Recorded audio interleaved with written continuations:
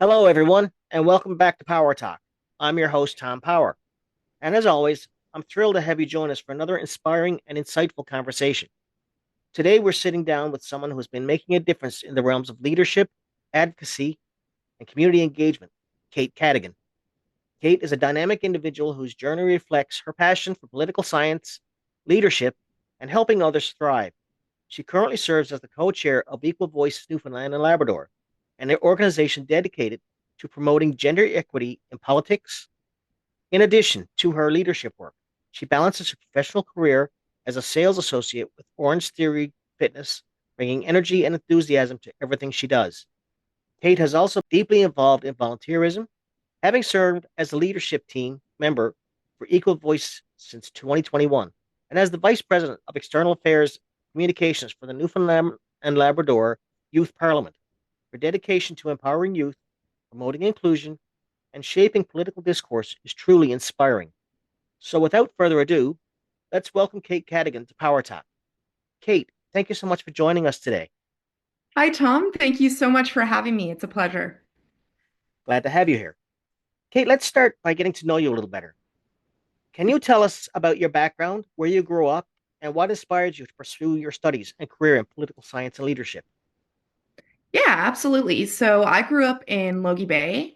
After moving home with my family from Ottawa, where I was born, we moved back when I was around a year old. So I consider Newfoundland to be my home and to be a Newfoundlander.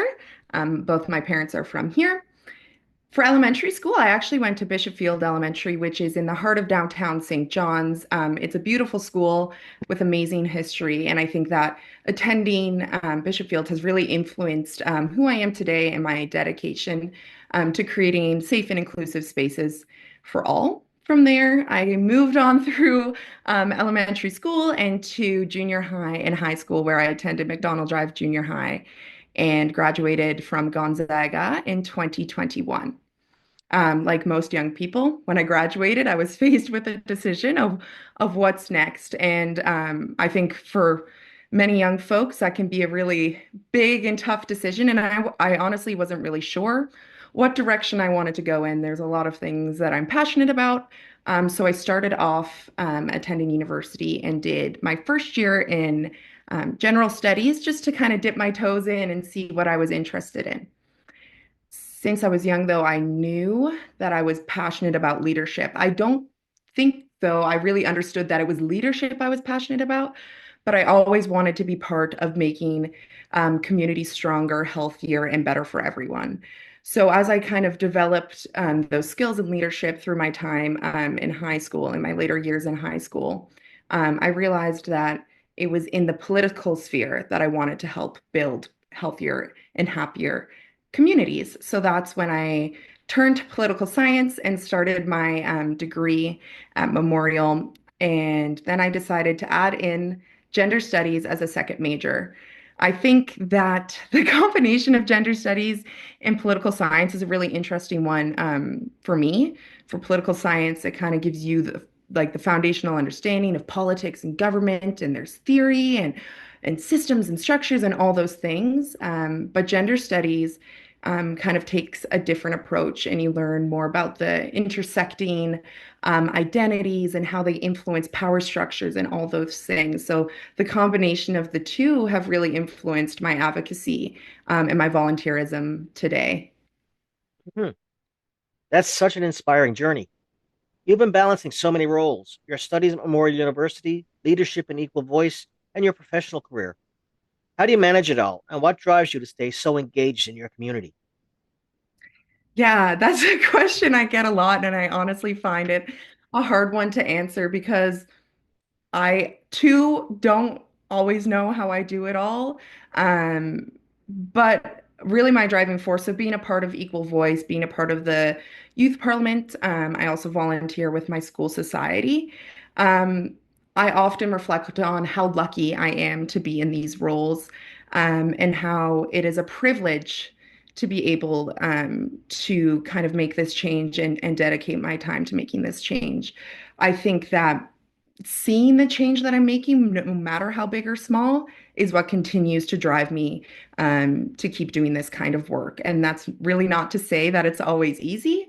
I think sometimes there are things that I have to put on the back burner when like priorities come up, and it can be definitely challenging to juggle it all. But I think really the way I do it is with the support of my family and my friends. And of course, I'm not on this mission alone. So I work with really wonderful people in all the organizations that I'm a part of who kind of help carry the load of our mission. So even though it's busy, it's a good busy for me, and there's not much I'd rather be doing than being a part of these groups and helping others. Hmm. Your work with Equal Voice Newfoundland and Labrador is incredible. As co-chair, what are some of the key initiatives you've been leading? How do they align with your vision of gender equity in politics? Yeah, so I've had the privilege of serving as co-chair since April of 2024, after being a part of the leadership team since 2021. And taking on this role it's probably one of my biggest accomplishments and something that I'm really proud of. But I also totally understand how important this work is. So one of the things that I'm particularly proud of um, since I've started in the co-chair role is the event that we actually just had a week ago, which was Don't Get Mad, Get Organized. So, this event was designed for members of our community to get together and listen to local leaders to learn how they took their political frustration and turned it into meaningful action. One of the things about Equal Voice is that although our mandate is to promote women and gender diverse folks in all levels of politics, we have a very strong underlying theme that gender representation in all leadership roles is important. So that doesn't mean it has to be politics, because let's be honest, politics is everywhere. You don't need to be a elected politician to have a very political role. All workplaces have politics. It's everywhere, right? So learning how we can take those frustrations that we may be feeling and make them meaningful. So I think that aligning with our goals as an organization, this was a huge success. We had over 150 people attend, which is amazing. The energy in the room was just incredible. But it's about planting that seed. So we gathered 150 people together to talk about politics, to talk about making positive change in our communities.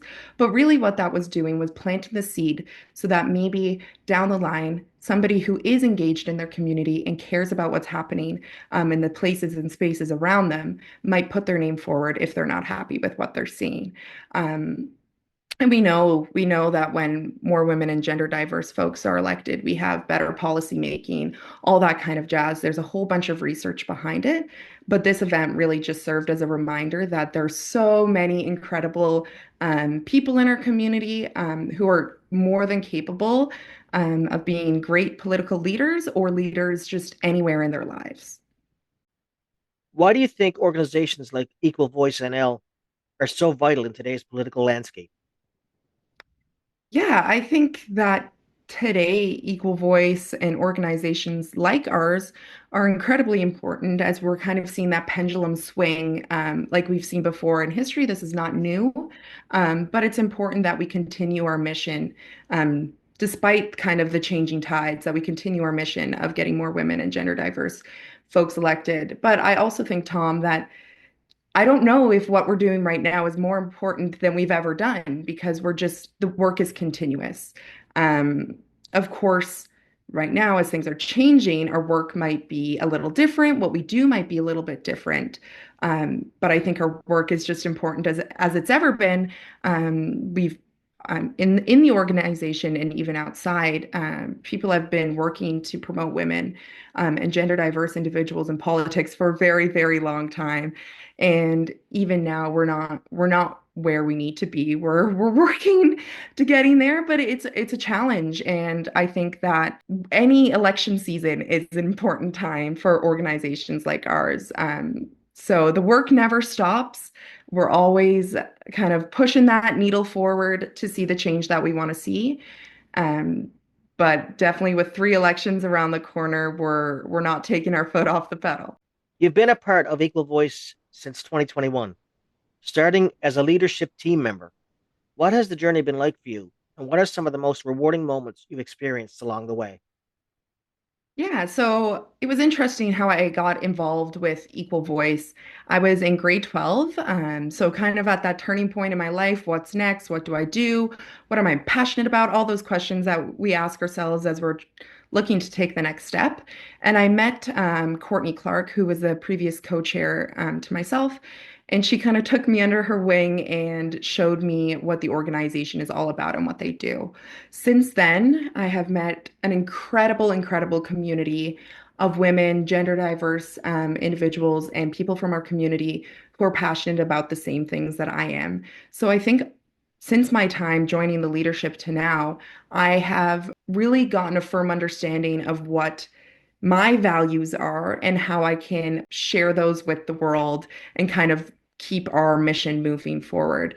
Something that I like, I don't know, right? Like everything that we do is meaningful to me. That sounds cliche, of course, and like, but I don't know if there's one moment that's been more rewarding than the next. I think that sometimes for me and my leadership and advocacy, sometimes the smallest things are the most rewarding. So even that might be somebody coming up to you at an event and saying, "Hey, I heard you're with Equal Voice. How can I get involved?" Or, "Hey, Kate, I heard you on the news the other day. You did great. I want to learn more." Those things to me are more rewarding than the big events and these big over the top things because those show that people want to get involved. It shows that what we're Mm. doing is making a difference. And that's the most rewarding for me. Um, but I've also been really incredibly great, like blessed, that I followed in the footsteps of so many amazing women who have run this organization previous to me. So one of the biggest things that I've gained personally from being a part of Equal Voice is the fact that I have a network of incredible mentors who continuously are reaching out, supporting me, helping me along the way.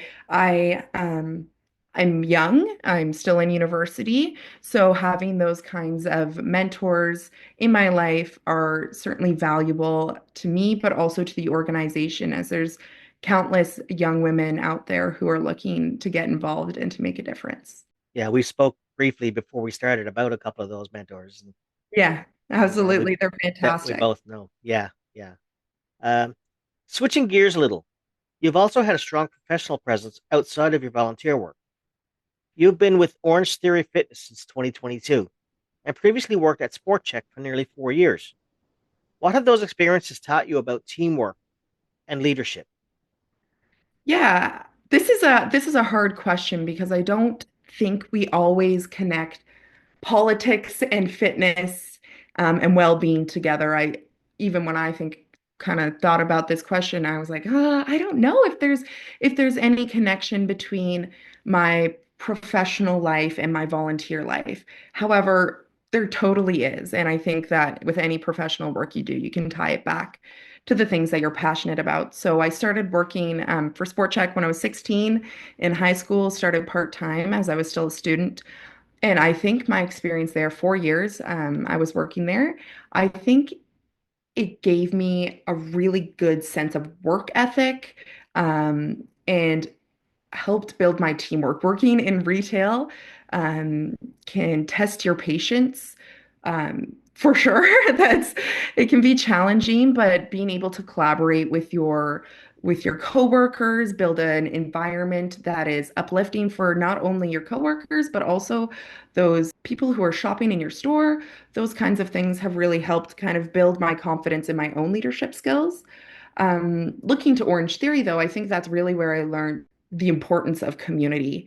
Orange Theory is, I've worked with them for 3 years now, and they have taught me or shown me the importance of encouragement, motivation, support, non-judgmental spaces, all those things that are important in a fitness environment, but equally as important in any space that you enter. So when we look to politics, and more specifically women in politics, we need to have that exact same support, encouragement, non-judgmental spaces that we would in a fitness environment. I think that practicing those things in my professional environment at Orange Theory have only helped me to build upon those skills in my volunteer work. Um, and there's also some really like hard skills that I've learned through working part-time throughout my education. Being on time, having good organizational skills, all those things that are, when you're juggling a lot in your life, are certainly valuable, to your leadership. Yeah, you actually just answered my next question. I was Oh, going to ask, how do you think your professional roles have influenced your or complemented your work in advocacy and politics? yeah, I think I kind of just alluded to it, but I think it goes both ways. I think my advocacy roles have influenced my professional work, and then also my professional work have influenced my advocacy roles and my leadership roles. Um, like I said, learning how to support, encourage, motivate is a huge part of leadership, no matter what role you take, whether it's in this political world that I find myself, or if it's in, a sports team, or if it's in a choir, or wherever you may find yourself, those things are valuable.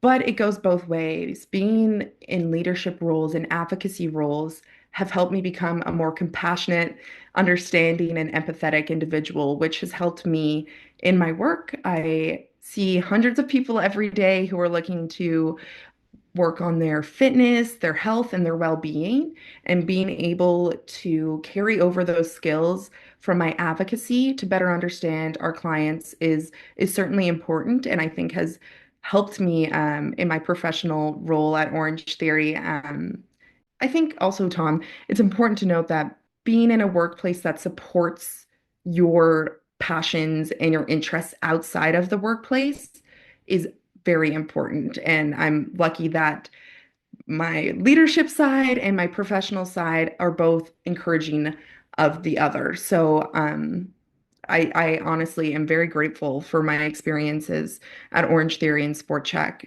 for just helping me be a better person, but also giving me those foundational skills, that are needed to organize and lead and all that good stuff. Interesting.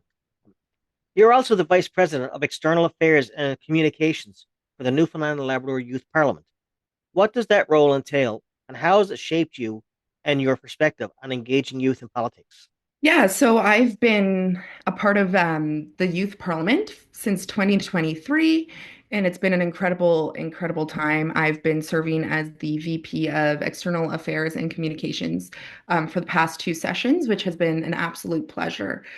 The role itself is extremely important, I think, to the organization as it works on community engagement, network building, promoting our sessions, our information, that kind of thing.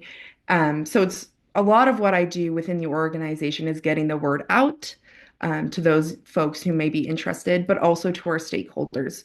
So we work really hard to have strong community relationships, with all three parties, with the government, with we need to serve food. We go to the government house for luncheon. So all these things that we're trying to expose our delegates to, I play a role in kind of connecting the pieces and being the communicator, which is really awesome, shaping my perspective on youth engagement in politics.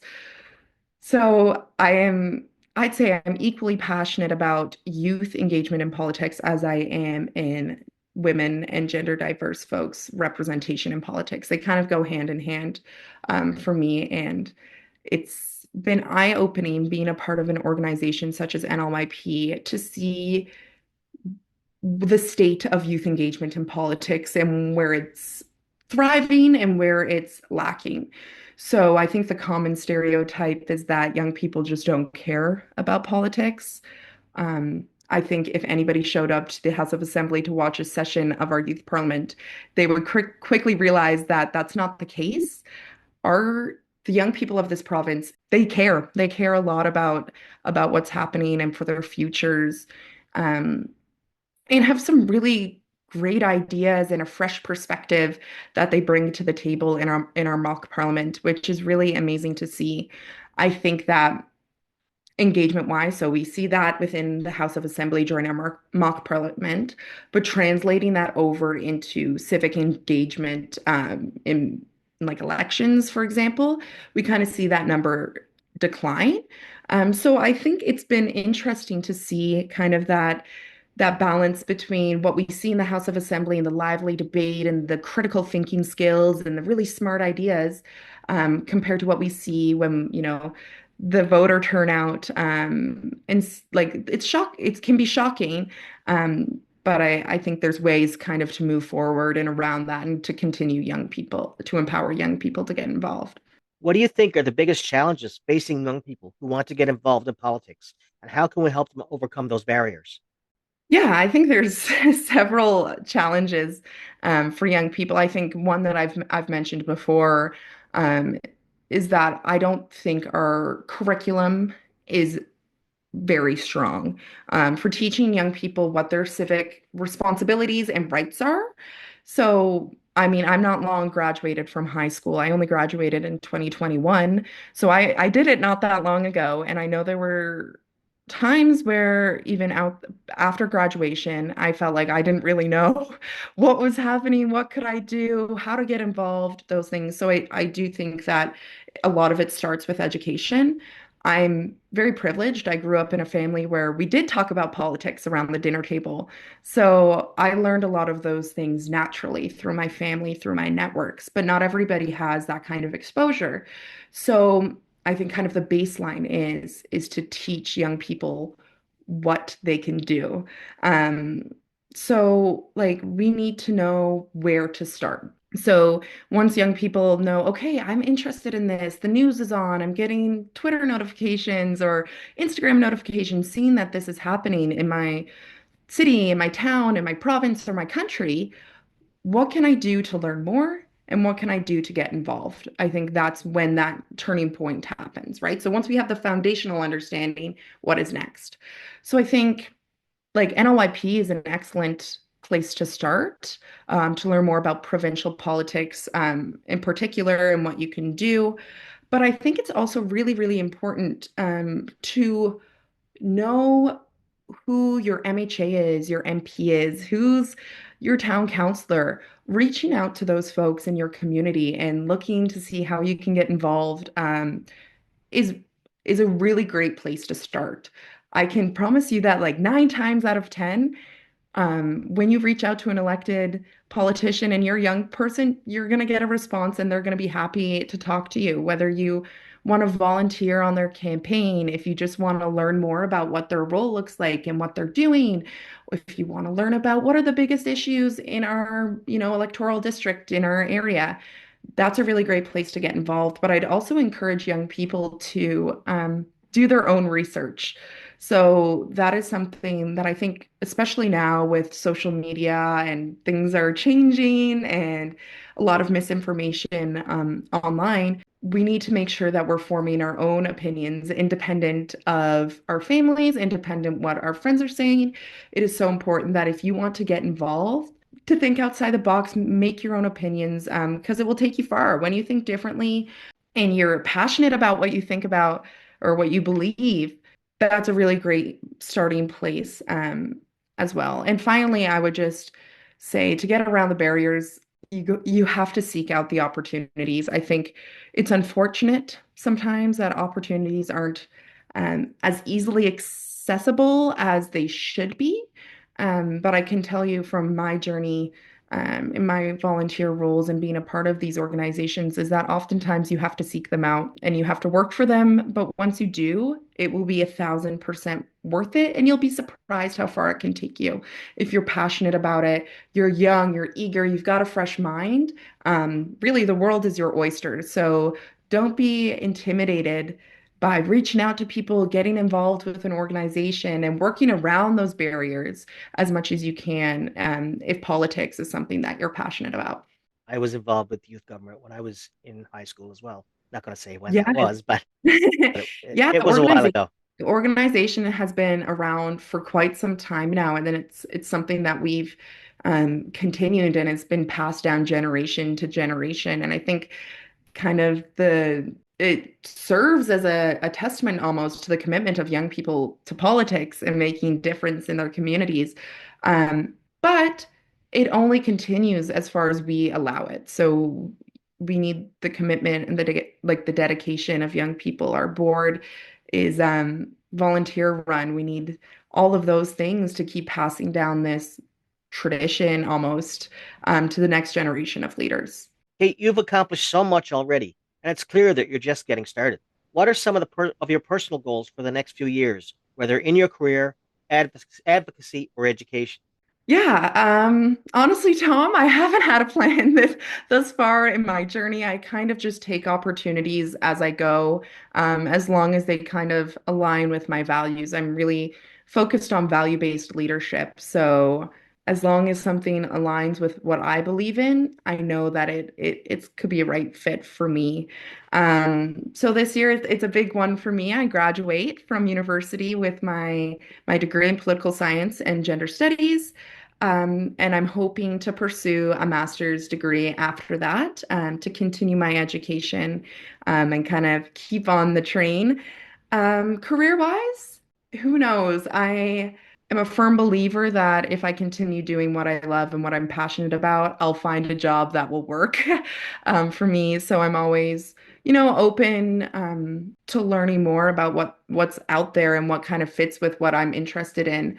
But also knowing that political science is a really, really broad discipline, and that there's so many jobs that you can use a poli-sci degree for, and that kind of, one step at a time. I'm in no rush to settle down. I'm having too much fun doing my volunteer work and all that jazz that keeps me busy. And as for my advocacy, I don't believe the work is ever done. So as long as there's still something to advocate for and people to advocate for, I'm pretty sure that that's what I'm going to be doing. It has really honestly changed my life being a part of these organizations, and eventually NLYP, I will age out of it. And I'll graduate from university, so I won't be a part of the student society. But I believe that advocacy exists outside of organizations. So my work as Kate Cadigan is never done. And I definitely will be continuing this kind of work and leadership work in the future. So let me ask you, is there a career in politics for Kate Cadigan? You never know, Tom. Like I said, I take opportunities as they come, and I'm kind of keeping an open mind to what might be in my future. I'm certainly interested in politics and interested in more gender diversity in politics and seeing positive change. So it's not something that I'd say no to, but of course that's a big decision and one that doesn't come quickly or easily. No, exactly. Well, Kate, this has been such an insightful conversation. Before we wrap up, is there anything else you'd like to share with our audience? Maybe a message for young leaders or anyone aspiring to follow a similar path? Yeah, I think that the number one thing that I remind myself when, sometimes I doubt myself, we all doubt ourselves sometimes, is that we are far more capable than we believe. So kind of reminding yourself that, this might be tough, but we are capable and we can do it. Another thing is that one of my mentors told me that we should do something that scares us every single day. And I think that being brave and doing something outside of your comfort zone, or that might be scary, is the best way to grow. And once you start growing, you'll probably never stop. So things like getting involved in an organization, maybe putting your name forward for politics. It could be campaigning, it could be just starting a conversation. Those are all examples of leadership, and they can be scary, they can be intimidating, but it's kind of a beautiful thing and a great place to start. And lastly, I just think that it's super important to be kind to yourself and to be kind to others. If you take that with you everywhere you go, you'll end up in a pretty good spot. So that's kind of my little lessons for anybody who's interested in getting involved, or young people who might be kind of looking for a place to learn more about politics. You've got to be brave, you've got to be kind, and you've got to know that you can do it. Good advice. Where can people find you or learn more about the work you're doing? Absolutely. So, all the organizations that I'm a part of have their own social media channels. So, Equal Voice NL, EVNL. the Newfoundland and Labrador Youth Parliament, so NLYP, and then the Political Science and Law Society also has their own social media page. For my own personal endeavors outside of the organization I am a part of, you can find me on LinkedIn, Kate Cadigan, and I'm always happy to chat with anybody who may be looking to learn more about any of these organizations or to get involved. There's always space for new friends to join the team. Good to know. Kate, thank you again for joining us today. And thank you to our audience for tuning in to this episode of Power Talk. If you've enjoyed this conversation, don't forget to like, share, and subscribe to the channel. And we'll see you next time. Thank you.